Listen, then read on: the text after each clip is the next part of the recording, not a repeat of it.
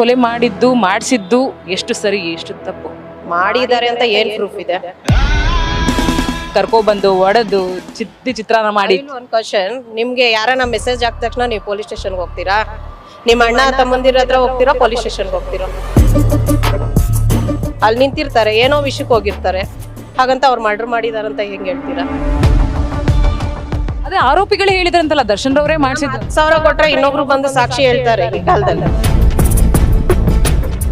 Madam, ಎಲ್ಲ controversy, ಒಬ್ಬರ ಬೇಟರ್ನ ಹೊಡಿಯೋದು, ಹೆಂಡತಿನ ಹೊಡಿಯೋದು, ಆಕ್ಸಿಡೆಂಟ್ ಮಾಡೋದು, ಪ್ರಾಬ್ಲಮ್ಸ್ ಆಯ್ತು, ಹುಡುಗಿಗೆ ರೇಪ್ ಮಾಡಿದೆ, ಅದಾಯ್ತು, ಅದೆಲ್ಲ ಮುಚ್ಚಿಬಿಟ್ರು. ಇವಾಗ ಯಾಕೆ ದರ್ಶನ್ಗೆ ಹೇಳ್ತಾ ಇದ್ದಾರೆ? ಮಿಡಿಲ್ ಕ್ಲಾಸ್ ಫ್ಯಾಮಿಲಿಯಿಂದ ಬಂದು ಕಷ್ಟ ಬಿದ್ದವನ್ಗೆ ಅವ್ರ ಫ್ಯಾಮಿಲಿ ಮ್ಯಾಟ್ರು, ನಾವ್ಯಾರು ಕೇಳಕ್ಕೆ ಅಧಿಕಾರ? ಖಾಲಿ ಅವ್ರು ಕೆಟ್ಟವರು, ಅವ್ರ ಎರಡನೇ ಹೆಂಡತಿ, ಯಾರಿಗೂ ಎರಡನೇ ಹೆಂಡತಿ ತಿರಿಲ್ವಾ? 2,000 ಹೆಣ್ಮಕ್ಳಿಗೆ ರೇಪ್ ಮಾಡ್ದವ್ನು ಬಿಟ್ಬಿಟ್ರಿ, ಮುಚ್ಚಿಬಿಟ್ರಿ ಕೇಸು. ಇವ್ರು ಯಾಕೆ